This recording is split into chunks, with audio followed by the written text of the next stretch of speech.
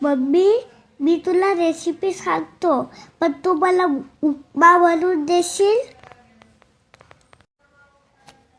एक वाटी रवा घ्यायचा आणि त्याला छान भाजायचं.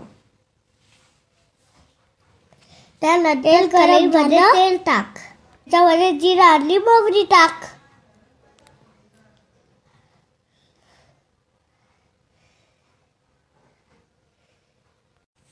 आता त्याच्यामध्ये कांदा आणि टोमॅटो टाक. त्याला छान भाजू दे. मम्मी यार, मला रव्याचा उपमा खूप आवडतो.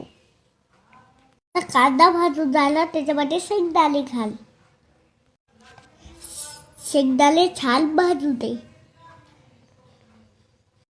थांब, कढीपत्ता राहिला, मी कढीपत्ता घेऊन येतो. हे घे.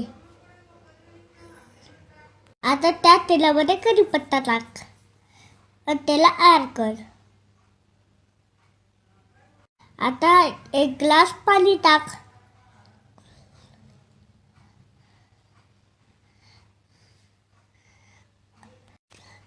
आता त्याला छान उकळी येऊ दे.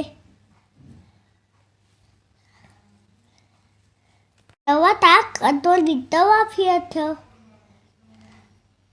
झाला आपला उपमा बनवून. फ्रेंड्स, तुम्हाला कशी वाटली उपम्याची रेसिपी?